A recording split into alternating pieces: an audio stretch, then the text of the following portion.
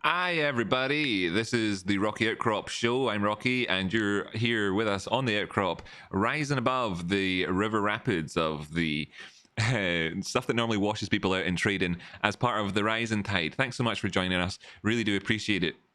This is a live show, which I'm also recording just in case the live episode doesn't work out. Looking at the minute at GameStop and seeing how the prices have operated today. Yes, okay, there was some negativity that's given us a downward movement. It looked like you could have had a candlestick pattern here, which might have been more negative and brought us further. But actually, there's a bit of a big body on that one. It's an interesting little dynamic. People doing the candlestick part of the course can kind of look at that. And we can see here as well that there was a double bottom effort that came in just as we came down, found support on this area. It's interesting to note, maybe we could kind of bear that in mind, looking forwards on the chart to say what if we were to go past this. This is maybe something to as a zone. However, we're up here at the having put in a high which was higher than the high we had previously. Now higher than the April 1st high obviously, but higher than the high that we just put in today, where we opened up and then moved down. So the benefit from us having put in this higher high at the moment is that we are now able to say, well, if we were to put in a higher low, that we'd be trending. We got a low, a high, an equal low. It's maybe just like pennies higher, and then we've got a high. It's not an equal high. It is just a some pennies higher. And we could go for a higher low and so on and so forth. So it's obviously it's part of a consolidation that's going on at the moment, just in it around about a support and resistance area, and the markets are kind of having to kind of come to terms with the fact that GameStop and AMC as well has recently done very well, having to come to terms with the fact that it's moved up a lot and the volatility is real. But also it's not completely capitulated, so that's fantastic. If we did actually see prices moving down, we're aiming for 125. We'll try and keep powder dry in it around about this this big chunk in the middle. Now we can admit that there will be instances in the 150s, etc., where you could find yourself in a profitable situation. But bearing in mind, right, folks, like this is GameStop technical analysis. I'm Rocky Outcrop, like I say. But what I'm really just wanting to kind of point out for folks, because I always like to give people real educational lessons, real value to take away. I mean, if you're finding value in this episode, then great, hit the like button. So I want to give you some value here, and I'm trying to point out the fact that, of course, there would be entries in these 150 areas, but because of the dynamics of the price in it around about the overall sort of support and resistance, that you'll be looking for very short-term moves off the back of entries down here until such times as you're really able to fully establish that you were putting in, you were actually trending. Got the magnet tool on here. That's what's making my drawings go funny. So we're trying to go in for a higher high here, and we want to have a higher low, etc. Now then, when you see like you're coming down and you're able to buy those, then you're taking on less risk. So because of the risk profile with regards to this, you'd have to be thinking that for have a profitable trade, you'd have to be thinking about that would be where the markets would be taking money out the markets off to pay you for this trade, right? So since a lot of people just diamond hand in this, hodling it, include myself included, we're not necessarily looking at that as like being a good entry for us under our circumstances, despite the fact that as traders we can see that it clearly would have been. At this stage, when we look to break past these areas, then you get to see whether or not, oops, I thought I had my printer on. Didn't realize that, and absolutely, Paul, I can take a look at hr for you. I didn't realize that wasn't on. Hope that starts doing its job. Whoops, sorry folks. Just a second. So right, that's that sorted. Thanks, Paul. I'll get onto that in a minute. Yeah. So what I'm really trying to express here is that while there would be opportunity, it's about who's those opportunities. Who are they for? I mean, are those opportunities for you? The question would then be: do you find yourself taking those opportunities, knowing at the time that it is a good opportunity, but then ultimately not being in an overall green position because that opportunity perhaps wasn't the opportunity for you, and you're looking at more kind of red days and green days, etc., in your account as a result of maybe perhaps taking somebody else's opportunity because it made sense at the time, but it wasn't necessarily the one that fit you, which is what we're trying to talk about here. So this is the kind of the takeaway in terms of the value on that front. So that this also helps understand why there is this dynamic in here of the wicks, where we've had the prices move up, but been unable to push past that region, is because of the interpretation that will come from markets in general. So I'm just sharing with you how money flows in terms of professional traders in markets. That's just simply what I'm trying to tell you about, and therefore the dynamics that you're going to experience with regards to profit taking at certain areas by certain participants in markets who are obliged to do so, because in a sense, if they were buying it in there, aware of these dynamics, they were obliged to take profit in and around about this region, where, you know, you're looking at such a trade already that is what determines the liquidity in markets. If you want to have liquidity there, then you're going to need to have this dynamic happen. So the point being that if you wanted to buy it, for instance, right now, you're going to need to have somebody sell it to you. Right? You're going to need to have somebody sell it to you. And who's going to be the one selling it to you? Well, the people who are buying now, the customers here, are buying it from the people down here. So they bought that risk to sell it to you so that you don't have to take that risk down there. So you see how that's the dynamic that actually exists in markets. So when you enter into something, well, on the surface level, it just looks like you're seeing symbols and prices, symbols and prices, symbols and prices. And the charts are just moving around and it's a random walk. That isn't. It's that you've got a shop in here that's opened up, that's got this wee man in it. He's got a wee man with, he's in his shop. This is his shop. It's got a roof. It's got windows. It looks a lot like a house, I admit, right? But it's a shop, and in that shop, he sells to you this lower risk thing. It's the same thing. They're both of them, of course, are GameStop shares, right? That's both of them in both instances, except the risk associated with GameStop at different levels is what this guy is buying and then selling. So otherwise there wouldn't be somebody to buy it from here, right? So this little green candle exists right now, where it's able to exist, and it's able for people to look at it and say, this is great that we're up here and this activity is capable of happening, is then what brings rationality to markets. Because without it, then of course, you know, it might just be that at this minute in time, that's the price. The next minute in time, it's 10 times higher. The next minute in time, it's 10 times lower, because there would just be this chunking of all the liquidity without anybody in between to be able to satisfy that and to provide people with the information, where just a reasonable man or woman on the street can say, what is the price of this thing? And somebody can turn around and give them an answer.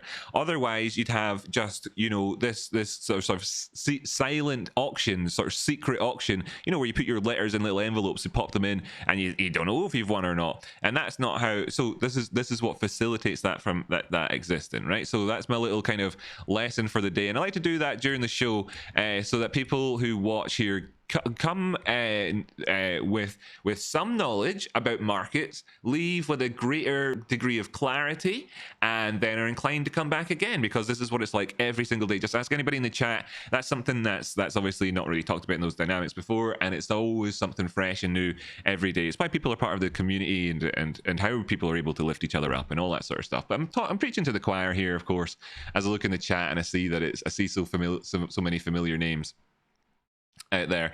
So that's your GameStop technical analysis at the minute, just in terms of understanding the risk profile of these things. Now, that doesn't necessarily kind of chime with how a lot of people are able to action that data who are perhaps, you know, watching along. This is of course on the ground, real life trading for professionals. And I'm recognizing that a massive cohort of the audience is our diamond handing this stock or AMC, and I'm giving you the tools to look at other things. So how about we do that for a minute or two, so that we can kind of talk about things in terms of, you know, actionable stuff for you, perhaps, where you might actually be buying and selling. Of course, this is actionable stuff and is used and interpreted by a lot of people who are trading options, etc. But at any given time, I'm not saying here, take profit target necessarily to the entire audience, because I realize that there's a blend of people watching. Whereas when I jump over here in a second to Bitcoin, for example, and I look at various horizontal lines that I have on the charts, what I'll be saying is that they are, of course, profit-taking targets used by people who are trading to know where to take profits. And that's how I like to talk about support and resistance lines, and that's how I like to talk about horizontal and diagonal lines quite often as well. As I bring up my my personal hotspot device, I'm just going to jump from one internet ship to the other. In fact, I'm actually connected to that at the minute anyway, so that's how I'm streaming. So let's just hope that it's going to go well, stay going well enough. I am recording this stream locally, so I'll be able to upload it again afterwards if it's full of buffering and interruptions for folks.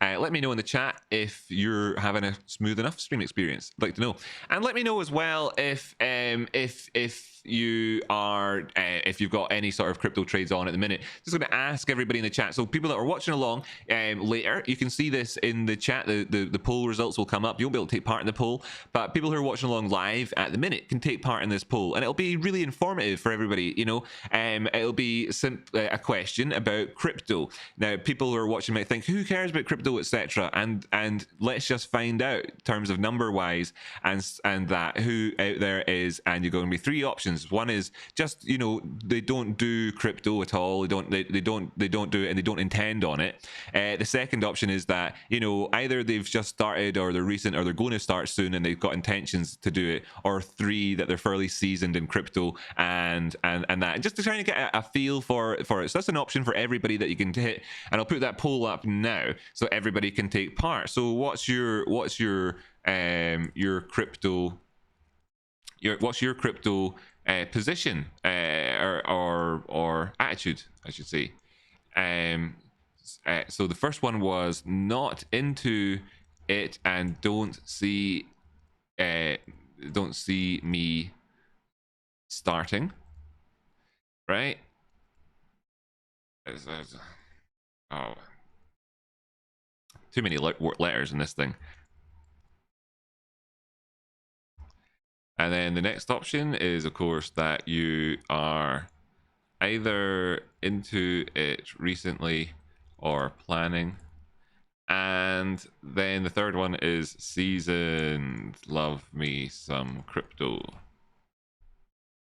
Right, great, excellent stuff. So now everybody can take part in that. That'll be helpful for people who are watching along later on, just so you know what your sort of your cohort colleagues are also into. Plenty of stuff out there that you might be interested in, especially the ape community might be interested in ape USDT.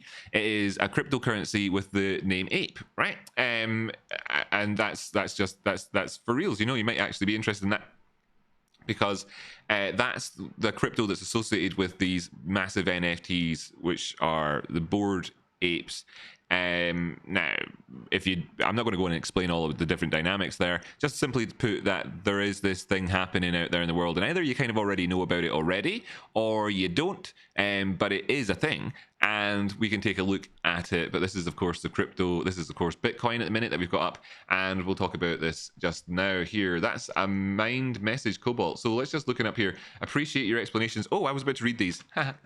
And we're going to take a look at Aether, actually. Sorry, just before we jump over to crypto. Sorry, I didn't have your message printed out, Paul, at the time, so it will slip my mind for just a second. So, folks, while you're answering that poll question, I'll go and take a look at Aether, and that's how I pronounce it, A-T-E-R. I don't know. And we'll go and we'll take a look at crypto just after. It gives you time to answer that stuff. So thanks so much to Cobalt Mystic for the support of the channel, by the way, dropping in $4.99. Appreciated there for the super chats. Appreciate your explanations. Appreciate your super chats. Thanks so much. Janine W super chatted $5. Rocky Outcrop and Tradespotting for the win. Thanks for all your hard work. Thanks for all your hard work as well, everybody. You know, everybody out there is doing stuff, you know, to rise. It's the rising tide, folks. Rising tide, honestly. Everybody helps everybody out. It's amazing all the time. Amazing stuff. I love it. Best communities ever. Right, so Well, this is Bitcoin here at 45,740. The 15-minute time frame, you know, you can see that we clearly we dropped a whole bunch down here on April the 1st. Now that was at the weekend. That was when we were going into the weekend, right? And then we went throughout the weekend with all this lovely ups, rises, and all that, and then back down here now to markets opening up at 45,700. This is in around about that 44k area, but obviously, sorry, this is this is roughly in around it, but we haven't been down there since Friday. That was our April the 1st, whenever that was. Yeah, and right, that's useful to know because we know that the key pivot area of 44k hasn't been violated since.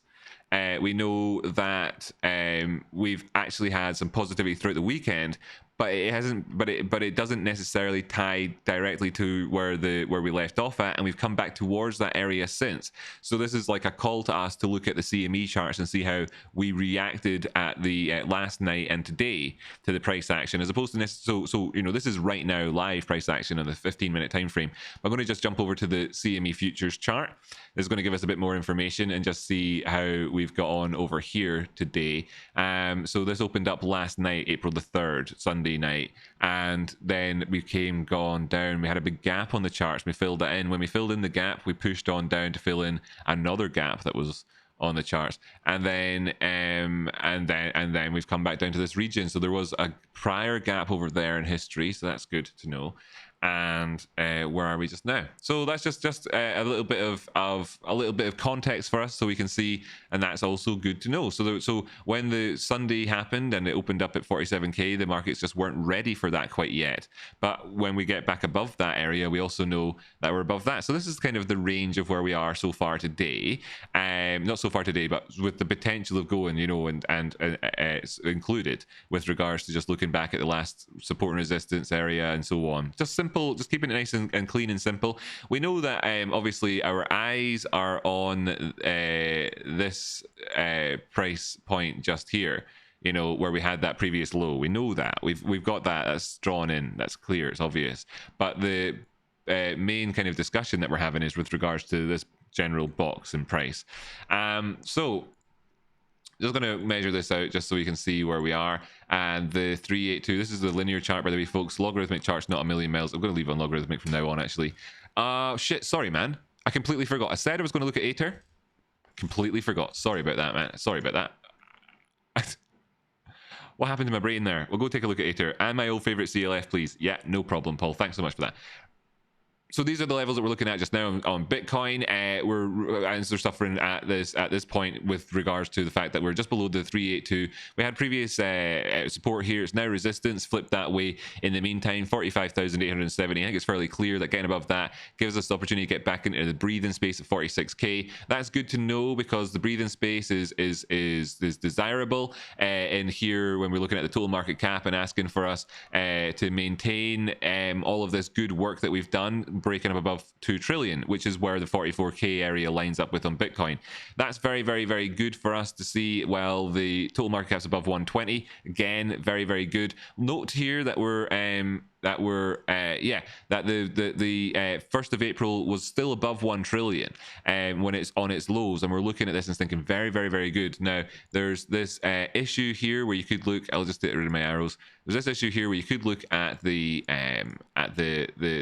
consolidation, which could potentially be occurring in here with any bounce which doesn't take us beyond this prior level, perhaps signifying to us that we actually do come in for another retest, something of the lines of what this degree of price elasticity over here would suggest, giving you a movement down. That's quite rough, but just give that kind of roughly there, a movement down to around about here to retest again at those levels, and it makes like it makes 1.1 trillion the new or 1.15 trillion the new 1 trillion with this one, which is very good, which is that experience I spoke about at the start of the show, whereby you're looking to buy stuff below a level, doesn't quite get down to there, moves up from it, gives you a bit of that FOMO and that continuation. That's very good. That's where that would be obviously bullish in terms of the confirmation of the macro picture, with a bearish necessity to get there to give you that confirmation. It would be more enjoyable for everybody if we saw this rising massively up instead. It is possible for us to see that happen with regards to looking at this type of the size of these movements on the weekly time frames, that all you really need is a couple of weeks. We've started this off, we've got 3 advancing white soldiers. I'll hide the drawings here. Got 3 advancing white soldiers here on the chart. A little bit of a pullback, so typical after 3 advancing white soldiers as a chart pattern, candlestick pattern. It's the opposite of 3 black crows, and we're hoping to see then this continue on. So it's completely feasible in terms of what we're talking about, the size, the girth of this moves of this thing. And I'm not just making this stuff up. This is the weekly time frame. I didn't draw this in advance, myself. You can see it yourself with your own eyes.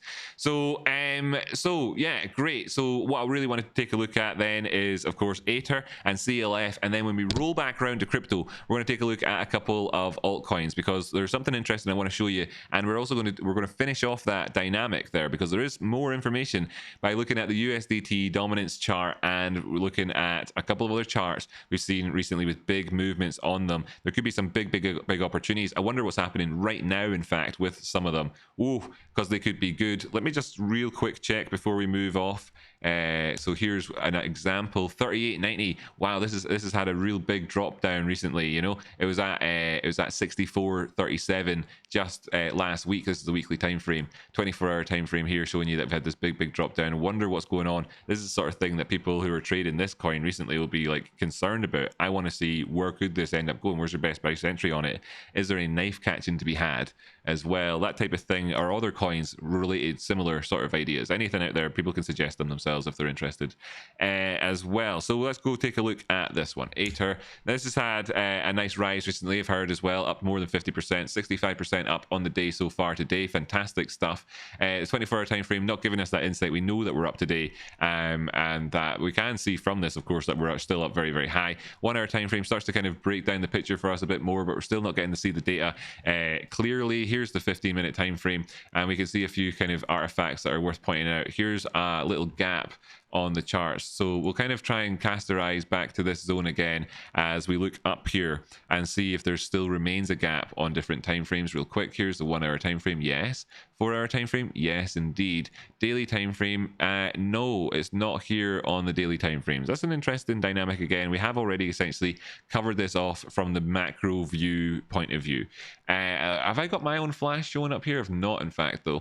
So I want to also see this now going back down the way.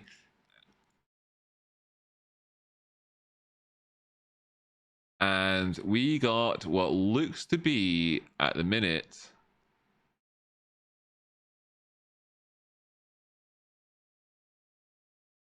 it looks to be that the professionals, a smooth operator operating correctly, potentially. There's kind of artifacts left on the chart from the past, which could obviously see us being dragged down here. Just interesting to see this move happen in a way that wasn't so immediately requiring reconciliation back down to where this gap would be with it, because it trended down here in a nice way.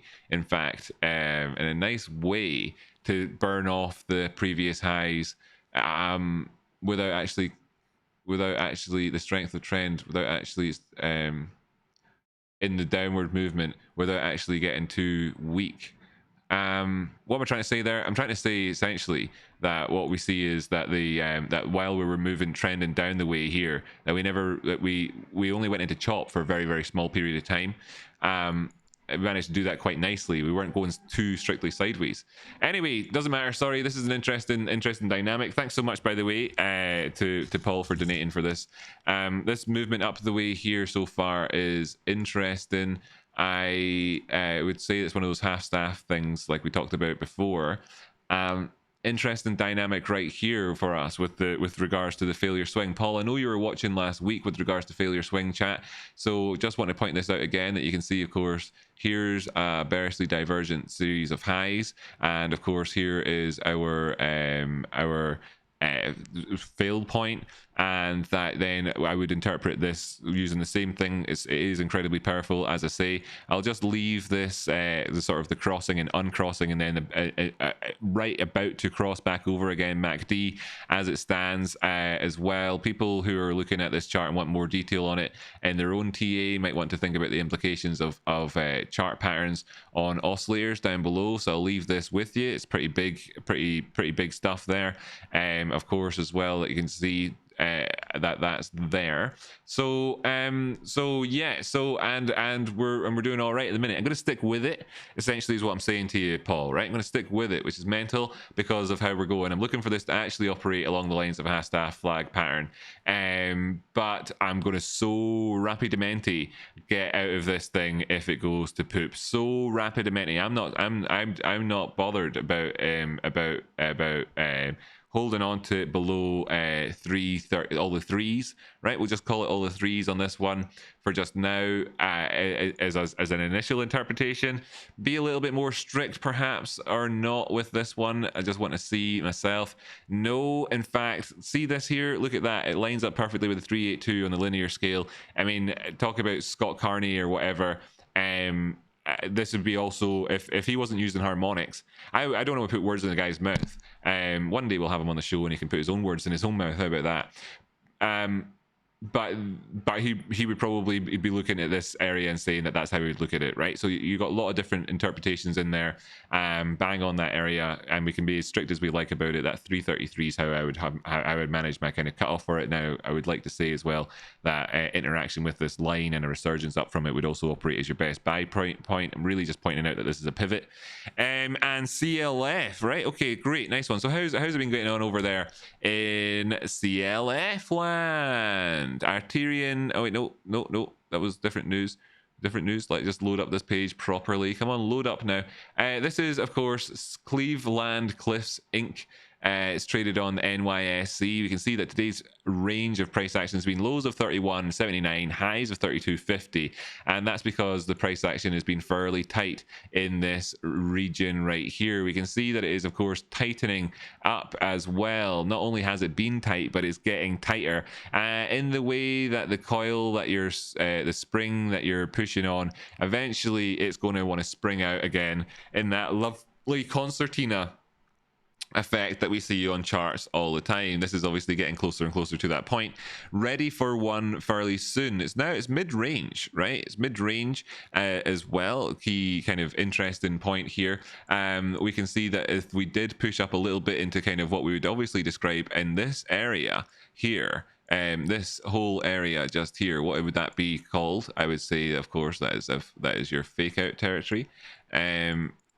That would be where your fake outs would take you to, almost certainly. And what we would end up with is, of course, this clear resistance area up above. So we're going to be bearing that in mind as we look at moving this for where the target could be if we were to break towards the top side, and that brings us up to 32.66. This is obviously the 15 or the 3-minute time frame. I say sorry. So this is happening right here, right now, Paul. So that's helpful for you, perhaps. But like I say, fake out territory is coming in there at 32.39. We're not a million miles away from that right now, obviously, in this tightening area. If we do break down the weight, which is statistically perhaps more likely in this yes, perhaps statistically more likely in this scenario, is it would be looking towards our previous lows just down in here. This would obviously be that sort of pivot that we're talking about before, whereby if it moves down past here, I'd much rather buy it down at 31.29 again, you know, than to be buying it at this price, which would be 31.76. Okay, but this is a pivot, right? So that what I'm trying to say as well is that this is a great opportunity if you were to be able to operate like that trader who's operating on the smaller time frame. You know, the man who has the house. So just to bring back up the drawings from earlier on, it's actually a shop, but it looks like a house. It's like one of those Dutch shops you see in Amsterdam sometimes. It actually looks like a sad house at the minute. What he'd be doing then, obviously, is he'd be operating along these lines where he'd have a move where he was thinking to himself that if he was willing to buy the risk at this section, that he'd most likely be selling it in around about this area again, even though the fact is that you'd be looking to come up, maybe actually sell it in this area, to be perfectly honest with you, a little bit lower perhaps. It depends on what the really depends on how you're doing this. Now, when I say it depends on how you're doing this, what it means is that if you do any given trade in the markets, that what you're wanting to do is probably to put on like 20 of them across a period of time, and then you'll see yourself how your emotions interact with it, how your ability to interpret the information on different time frames as things are moving in rapidly in different ways, and that how that fits in with your life, what the real risks to you are in taking a trade like this. For instance, it could be that you put on a trade like this, but you've got a nightmare of a boyfriend that just that goes out every night with his mates and whatever, and makes a heck of a noise, etc., and wrecks you. So that actually, it takes you an extra couple of hours to get ready in the morning, and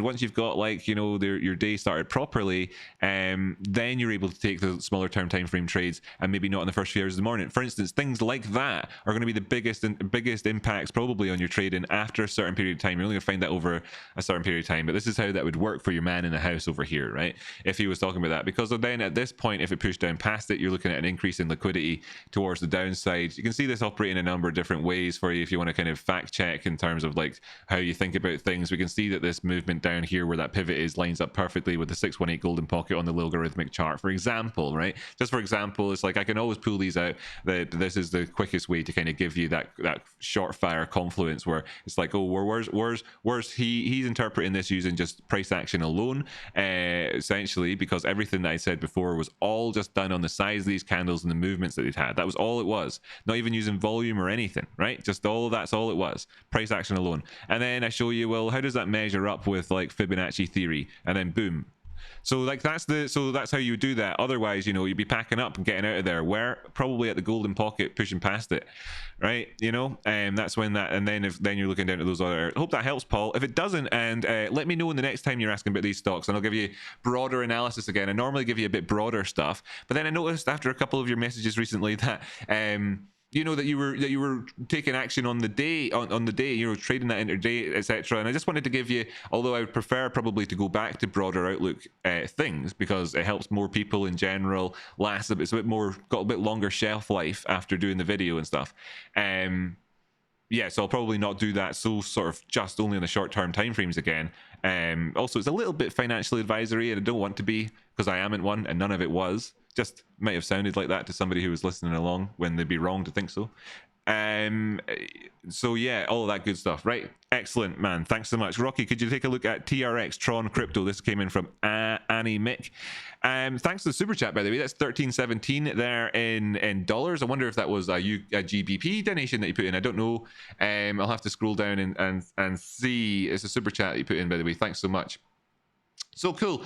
Either into it recently or planning is the results on that crypto poll. And we're moving back over to cryptocurrency land just now. So I'm putting the results up. You can see this. I'll read them out so anybody watching along recorded that doesn't have the chat up can hear what they are. What's your crypto attitude was the poll. Either into it recently or planning, says 58% of people watching. Seasoned love me some crypto, say 30%, and then 10% says not into it and don't see me starting. So you can see that if you were watching along and you thought to yourself, why is this guy talking about crypto? The answer is quite simply put that 90% of the audience is actually interested or going to be interested in it soon. There's your simple answer for you. So we're just jumping back over to Tron to give people a bit more of this analysis. Now, what we're going to do is we're going to use this as the one, right? Instead of me talking about other things, we can talk about. Actually, this has got different. Let me just see. Yeah, okay. This is. We can make some points about this. Just let me just give a second here as I bring up this other chart and I show people, as we're at 38.42 on waves at the minute, what was key here, right? This is a little bit of crypto style Wyckoff, right? Crypto style Wyckoff. I know, and if you're trading AMC or GME, it's also GME style Wyckoff, right? Because the volatility is one of the biggest factors in crypto, and the volatility is one of the biggest factors in GameStop and AMC as well. Like, you know, this is how it goes. So crypto Wyckoff, what do you mean, Rocky, by crypto Wyckoff? Well, I mean that we're looking at here is essentially an ascending, broadening wedge of sorts, or perhaps you'd have something where we're still getting higher highs, but we are maybe consolidating or getting tighter here. Maybe it could be a sharpening wedge, and then you're looking at the failure zone here at roughly kind of the midpoint of the range, and then the movement down the way here, which comes up, and again, you know, this sort of the confirmation of the failure, and at this point, like taking out this zone here and looking back over and being able to say, well, you know, if this is where it all really started from, then once we've done this, then we're kind of a little bit off to the races. What are we looking for? Well, we've got this kind of the ladder that we climbed up to get here on the left, and frankly, my dear, there's nothing until you get down to this point over here, right? So that was a massive drop to go down. It's also got various other ways that you could look at this, such as you could talk about the head and shoulders type aspect of it. Would have been very easy, though, on the other hand, to have got this confused with like a rounded top, which would have then you know, it wouldn't be confused. It's more like it was both of those things. It was all of these things all at once. It's about being adaptable and noticing, like, in terms of what I've been talking about so far really in today's show, is of course the pivot, you know. And so the guy who is in his wee house over here, and he's got this is a smaller house this guy's got, but he's doing it for brevity, and he's buying this head and shoulders, right? He's buying the head and shoulders risk in here, right? In here, he's buying this head and shoulders risk in here. Then you've got another guy, let's draw him kind of just slightly behind so it's artistic looking, and you've got this guy, and he's buying the rounded top sort of pattern, looking for movements up there, right? And then they're both managing their risk in this section just here. So actually, both of these guys got the F out of the market in this area here, as we see, after we failed again. And why? It's because everyone in all the houses in the entire village knew that the prices would be dropping down to at least kind of to here, right, at that stage. Anyway, this has kind of happened, and there could be a good reaction to this sometime soon. So this is what I was kind of like, oh, this would be one to talk about on the show if we see it happening live. We can come back over and talk about this soon, of course, but this is like in otherwise, we have to note that this is very much what in the this is can you hear me up there in your tin can, very much high above the world here, because this is got very little looking back the way to give it much to give much in terms of historical look backs interpretation. We can, of course, remember sort of $34 being this last sort of pivot. So there we have it, right? So there we have it. That's a big thing there for us. And just before I do that, I'll just have a jump over and see what Atom looks like, just so we can see as well, just so we can see. Look at that down there. Oh geez, that's scary on the weekly time frame, but these things we can leave them for now. Daily time frame, yeah, look at this consolidation. So we're not seeing that. It's a different chart again. Doesn't matter. That's the 1 hour time. Doesn't matter. I want to do it on the 1 hour time frame. I should have looked at that instead, but it's cool. So TRX USDT, it's nice to see essentially different charts when we're looking across different cryptocurrencies there. Interesting, right? It's not your average crypto show. That's nice. That was kind of not by design. So, well, it wasn't by design to do that, but I'm pointing it out now that I've noticed it, because mostly crypto moves together, right? But what if you just only took that snapshot? If you just arrived here and you look at crypto for the first time, you think, wow, look at all those very, very different charts. Birds of a feather flock together, ladies and gents. So right, this didn't have that same sort of crypto Wyckoff distribution quite so nicely. It doesn't have it quite so nicely. It's not the same sort of thing as the other chart, so there's no real correlation there. Let's just kind of scope this out. I'm going to go to the 4 hour time frame. The 4 hour time frame being kind of equivalent-ish of the 1 hour time frame in stocks, or maybe a 30-minute or so. They've got these flashes down below. They can't be ignored, folks, right? There's definitive potential for us to go to this area, right? Very very, very, very strong potential. Just want to point out that when you're on the logarithmic chart looking at things as a trend and asking, you know, if you're trending and you're going up and trending up, and this was what you were trying to do, and you're asking about various retrace targets within a trend, as we can kind of find here, just as a thing, where would they come in at, and then are there significance? You know, is there significance of them? Well, just this one here being the low point, typically a typical low point during a trending move. And let's just see if it lines up with the 618 at all, or any of that sort of stuff, where the 618 comes in at down here. Anyway, this being the low point of typical in a move is good to know. It's just good to know. It's just good to know, right? It's just good to know. It gives you the opportunity to, of course, look to try and see things going up the way. How would that then, in the sort of fullness of time, be interpreted? Would be along these sorts of lines here. This is asking an awful lot.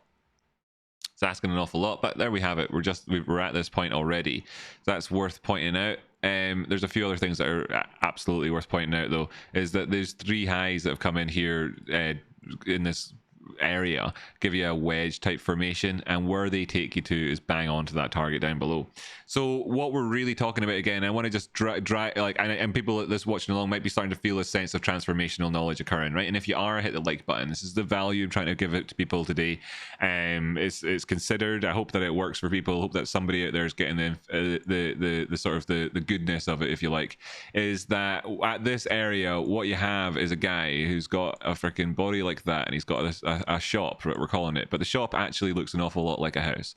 And what he's actually doing here is he's buying the risk at this area in order to be able to sell it to people in this area over here. Now, what this area over here represents is 2 things, one of which is obviously fake outs from movements towards the top side with regards to this area right here and this area right here, right? This is and why? Well, it's because the guy that has this house actually has 3 areas where he makes sure that he has his sort of insurance policies along the way, and he takes them at those 2 areas there when he does the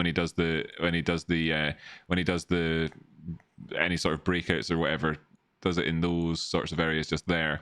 So then we'd be looking up towards the potential for us to go up towards the highs again and put in another high, so on and so forth, and all that sort of jazz.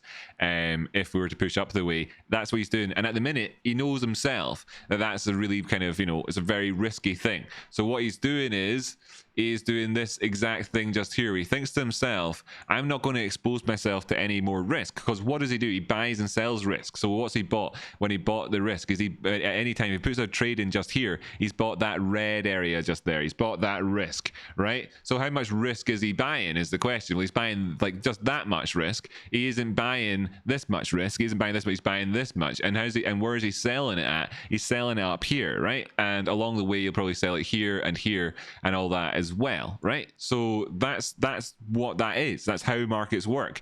If not, then him and every other interpretive colleague of his, using perhaps a different methodology to arrive at the same conclusion, is going to then think to themselves, F this for a pack of potatoes, and get out and try and then think to themselves that they'll get in somewhere else. And will they try and get in at, will probably line up somewhere in this region just here, and then they'll think to themselves about what happens in this zone here, where there's going to be inevitable volatility, as they take their foot off of their hands off the steering wheel. But probably they take their feet off the steering wheel and let markets kind of discover where they're going to go. This is what leads to those zones of consolidation and the resonance that you get. The reason why you get the resonance is because it's left amongst the sort of the children to kind of figure out what they're having for dinner themselves, and that's why it's like, oh, I wonder, chips, fish fingers, mashed potato, and mashed potato obviously is when the adults walk back into the room.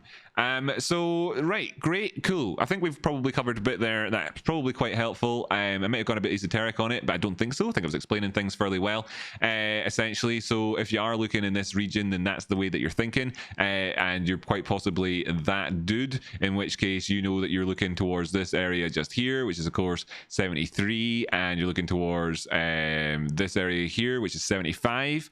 If you're that guy, and if you're not doing this, then you're not that guy, you're somebody else. You should need to define who you are. You're perhaps looking, if you're not that guy, maybe you're this guy, who always looks for this move. It's a completely natural area to look to, where you'd have a target up there at the 1618. You could be Mr. 1618 dude, right? Mr. 1618. He's probably got a different risk profile to the guy over here. So you've got a different guy over here with a different risk profile. Do you see how there's be different things? So, you know, I've given an awful lot to help an awful lot of people.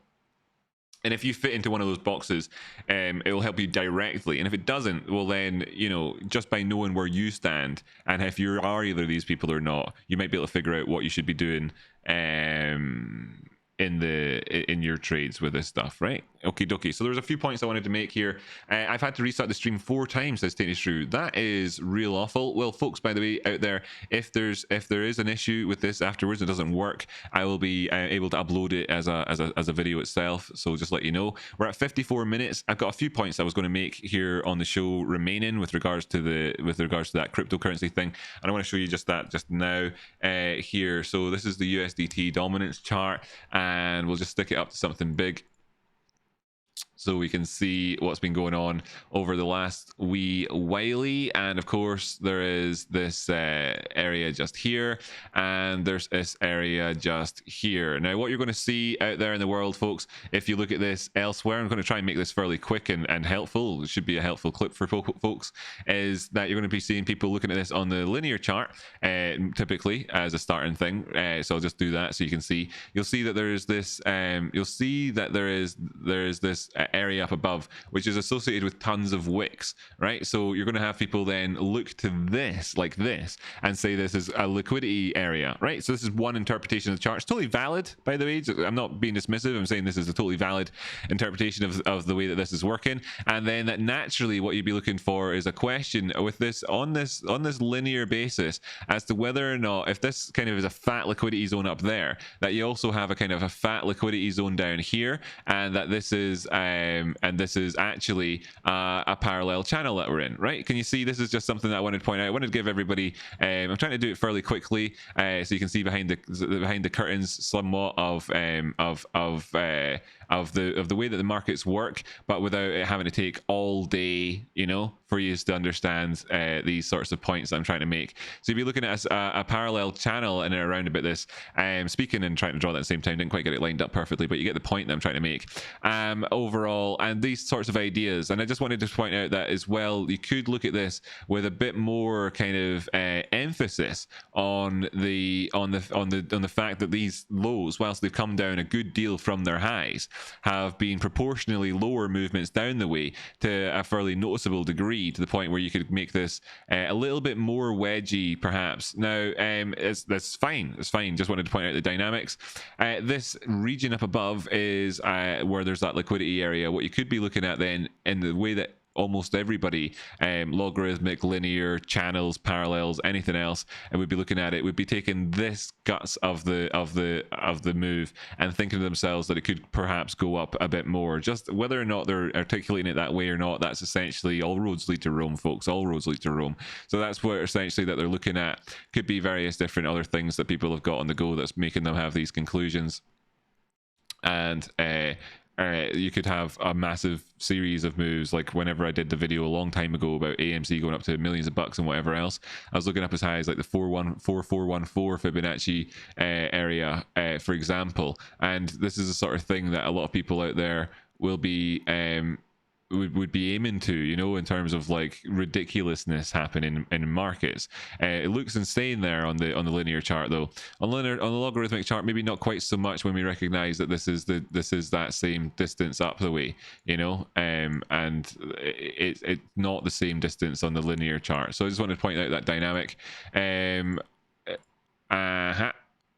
it's this distance here on the linear chart as it happens, and on the logarithmic chart, that distance takes you to the 1618 of the logarithmic movement. So like I say, all roads lead to Rome, really, and it's just about how you position yourself in markets typically. And this is what's happening right here. So what could we suggest is going on? Well, if we have this area here and this area here, and there's this midpoint area just here, maybe we're down here having a sort of the dip back in again before going up perhaps, potentially.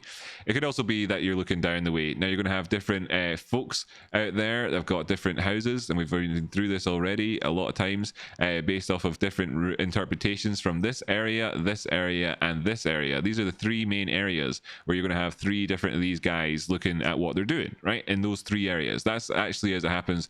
Not that it matters. It's really just this area, and this area, and that are all three of them are lower. This is the USDT dominance chart, and what this would mean is that if this were to pull back the way, right, then you'd be looking at coming down here. But this could obviously be very bearish signal in the markets, right? This could be a very bearish signal in the markets, right, if all of that were to happen. So I really wanted to get that pointed out very clearly, because that's very bearish. This is the USDT chart. That might have looked like I was being very bullish about something, but that would be bullish about being flat on crypto.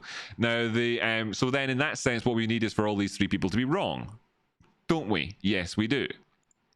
We need these people to be wrong. We need it to fail at this area, fail at this area, fail at this area, for these guys to all be wrong, and instead for the USDT dominance to drop down to this area over here. And this is all completely conceivable, and it could happen. It makes things look a lot less kind of redonkulous in terms of these massive targets, etc. But I just want to point out, what would this be associated with? Well, and when before you were looking at it and thinking it would be associated with crazy greed, let me just kind of reveal to you the fact that I'd actually be associated with crazy fear. Okay, fear. That's a fear chart. Now you can see actually really that greed and fear and all the rest of it, they're just the same thing. Right, so I wanted to point that out. It's a pretty interesting little nifty dynamic. Brought us right up to the hour mark fairly neatly, and there's plenty of other things I wanted to talk about, but we're kind of, frankly, my dears, running out of time, unless we were, of course, to play it again, Sam, and I don't think we actually have time for that. There's a couple of little things that would maybe be fun to point out for people. The fact of the matter is that on here, as we can see, that we had this breakout previously. We have retested this key area. This is consolidation. It's a little bit kind of painful at times as it moves, because of course there's big enough percentage implications from this as you bring it across the markets. But that's where we are over there with it. Nobody actually specifically, I don't think, asked for detailed technical analysis on AMC. As it happens, we're down here at 22.99. I did give some interpretation earlier on as to the smaller term time frames, but you know, I wouldn't want to leave everybody kind of hanging thinking this guy doesn't do it after doing a video about it, because of course I do all the time. And I want to point out, this is a small term time frames. Great. So if we're coming down here, let me just get this lined up a bit better. If we're coming down, it's not loaded in. Come on, load in all my data. Thanks. Thank you. So my internet is a bit funny. If we are coming in here and we're looking for things to turn around, then this is the tentative beginnings of something. But descending, broadening wedges as Bottom formations are not particularly great. Really, overall, there is the potential for us to have found support here at this previous area. If we were looking up the way, then the kind of the greedy end of this thing comes in at $26 at the minute, which is obviously not ideal for the people who are like aiming for 30 plus and so on. So we are going to remain as it stands with this one patient, because what's this actually? Is that actually what it is? Is it actually that? I think that might actually be a better interpretation, with a retest, and then this here is the potential to see failure coming in. Yeah, so it's got a real, we've got a real pivot point above us at that 23.79 area, which could take us up to 26. So nice, if you're aiming for this, then 23.79 to 26, that's doable. Down here though to $20. Yeah, and I think that when we bear in mind the significance of this area, as these things played out across time,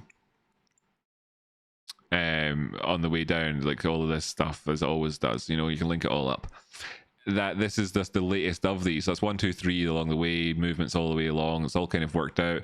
So then if this was to be the case, then we'd be looking at that taking us down to around about here. That's $19.16, $20 flat. $20 flat seems like the most realistic next area for a bounce, really. So like, as opposed to necessarily 23.03, but like but hey, this is where we are We're talking about 23.79, taking it, could take us up to our next target, which is of course $26. So there's your, so like this is where we are between these at the minute. Dropping down into here was of course covered in the video yesterday, but you could be looking down anywhere in the sort of $10 to $16 range here, which is expressed in this movement in this area just here. So that's cool. Oh, great job, Corey, says CC's Ghost. Thanks so much, Cynthia, you lovely lady. Yeah, all the way from the west coast of America to be with us right here, where you could be doing anything, spending your time with anybody. You're spending it with us, and we all really appreciate it. Thanks so much to all of y'all out there, part of that rising tide, helping lift each other up on a daily basis and making the world a better place, quite frankly. Thanks so much to everybody that's out there, part of that. L. Baker Matthews, Shorta, Death of Banana Fridge, Tradespotting, Ghost of Dead Money, everybody, Bulldog Buchanan, and all that are chatting away. There's some quick TA for us. This is really just going to help people in terms of like if you're looking to buy it either at any given time, then for just now, you can let 23.79, and I'm just trying to make it so that it's like bizarrely pinpoint for people, so that you know, because some people like want extreme hand holding. So here it is, and that you know that being above it is going to be bullish, and being below it is bearish. Okay, I'm not going to be able to remember what this means tomorrow, but you've all seen it. So that's 23.79 can be your little guy for your own attitude, because we've covered this an awful lot in terms of the house at the minute, and you know that these are the areas around, right? And then here's GameStop. And what are we doing over here, GameStop? But what are we doing? That's clearly an area. Taking it from that gap that was defended, came down to 618, took out the 50% area. We didn't actually fully get that, but we've obviously moved up above the 236 as a result of the way the correspondence between them. This is a little bit extended in here, but it's perfect if it wants to run. The guys with their houses at the minute, for where we are right here on this time frame, on this chart, are looking like this. Really, is that feasible? I think that's maybe even too much. Think that they're probably looking just here. Even it's not between Fibonacci levels, that's besides the point. The Fibonacci levels are not there to give you the secrets. The Fibonacci levels are there to make it convenient for me to show you where the prices would be, and instead they'd be looking there towards that 174 here from this as the risk management, you know, cutting it off at 65. Yeah. Actually, this, I don't even know, like it's still like me personally, but I've always been a person who demands the very best and has the highest of standards, manages risk, you know, very well, and all this sort of stuff. So I'm not very well, but I'm tight with things like that, and I've got like unusual performance criteria that I demand. I'm not very satisfied with anything below 3 myself personally, whereas it would typically probably be more like 3 that people would be looking for. So, or you know, or less than, like 3 is the extreme end, like normally very extreme end, to be perfectly honest, and I look for like 5. YouTube like facts. YouTube like facts. Does YouTube like facts? Is streaming fine for me? Good, excellent stuff. Rocky will have better internet soon. I will indeed. After that, issues will be minimal, and he can't broadcast. He can broadcast. Yeah. I'm gonna broadcast it up. All of the Ks coming at your direction. Thousands of them, like a complete army, a legion of them. Talking about armies and legions and all the rest of it. Here's one that I'd like to introduce everybody to. If you're not already friends with them, then you're crazy. It's of course the rising tide right here. The members of the chat. Thank you so much for being so great here throughout the show. Really do appreciate everybody being a part of what we're doing. That video was really good, Rocky Outcrop. I had Make's investor mention on his live stream. Oh, cool. That's great. Somebody, Masked Investor, I think, mentioned on his live stream. Hopefully people check it out. That's fantastic. Thanks so much, Corey. And of course, it was featuring this man himself. Corey, thank you for bringing positivity with you wherever you go, matey. I keep getting kicked from the stream, says Amber. So that's happening to a lot of people. That's very frustrating. While other people are finding it perfect. How how unusual. I have a recorded copy of this locally. I'll check afterwards if it is if what's happened with the thing. I understand my stats will probably be all messed up as a result. I've had to start the stream 4 times, you know. Anyway, this legion of people, this massive cohort of fantastic family out there, I'm much love to you all. Ghost of a Supernova, Black Hole, Pump It, thanks so much for being here. Check it out, by the way. That's going to be Ghost of Elegy for Super Cashy, right? Is that what you've changed your name to? I'm going to guess that's who you are. Let me know if I got you wrong though. Amber giving the thumbs up, Shorter saying see y'all later, Diesel saying thank you Rocky, no problem Divi, it's great to see you as ever my mate. Adrian KC says thanks Rocky, I say thanks KC. Death of Banana Fresh says cheers Ghost of Corey Bing Bong, and he says thanks to all the Rising Tide as well, because he massively appreciates the fact that we are all in this together, helping each other every day. Balaclava Trader, cool. Can you look at my AMC TA if I send it to you on Twitter? I don't know if you're talking to me or if you're talking to Shorta, but absolutely you can send me TA on Twitter and I'll take looks at it. Won't be able to do that today in today's show because we come to an end, and I'm sorry I missed your comment earlier on, but we could do that if you come tune in again tomorrow. You can send me your TA and we'll take a look at it on the show. I like to do stuff like that. We have people come on the show from time to time and discuss TA. Billy, because they'll have to buy back shares because they can't produce infinity FTD, so it'll cause the price to go up. It'll go up anyway, as it tends to in a split if it goes up enough, right? So that's interpretation coming in from Jumpin' Jabberwock, just folks, so you can see that there is obviously a live conversation always on the go in this stream. Thank you so much for tuning in, and thank you to those who support the channel with your very kind and generous donations. It's always very much appreciated by me. I really do appreciate that sort of stuff, because it lets me know that this is good content that helps people, and it really has been transforming people's lives, so it's worth always doing it. Thank you so much Paul B for your support of it. Thank you so much to Janine W for your support of it too. Thank you so much to Cobalt Mystic for your support, and thank you so much to Annie for yours as well. Well, it's been an hour and 10 minutes of trying to help people out here, and I hope that it's done some good in the world. For everybody out there in the world that's doing any good at all today, I salute you. And to all of you who are regular subscribers and tune in all the time, thanks so much for being here yet again. I'll see you when we come back next time. Let's go to the moon. By the way, folks, just before we do go as well, do be aware, like, you know, in the cryptocurrency markets, things are buoyant at the moment, but there is that same potential for carnage.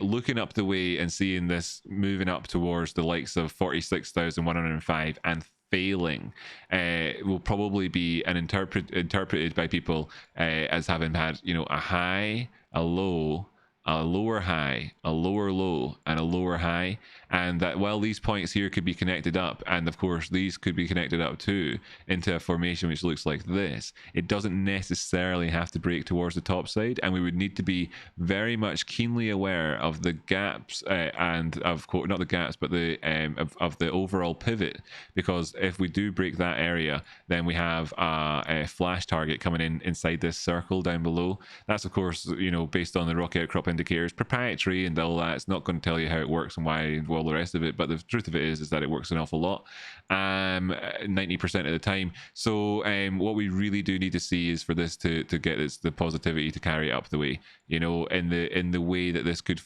play out. This is extremely speculative, but I'm just wanting to help people out who are trading this over the next day or two, because of course this is how this would go if we were to crack down the way.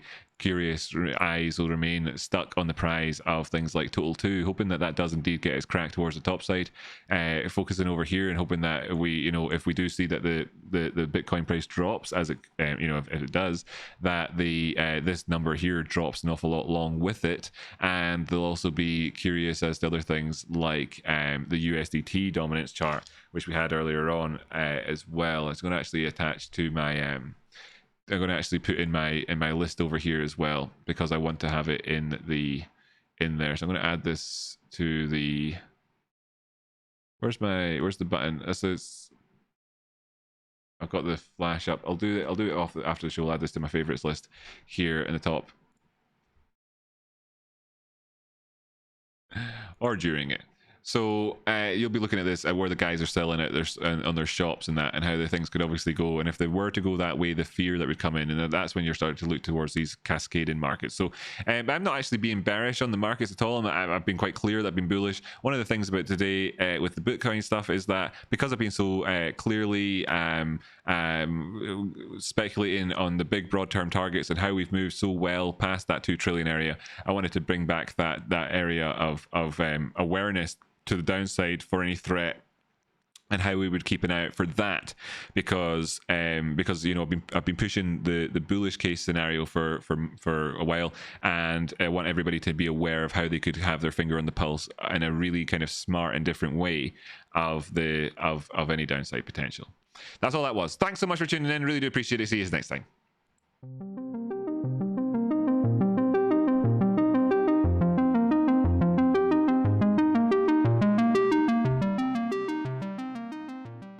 Hit like, please. Thank you.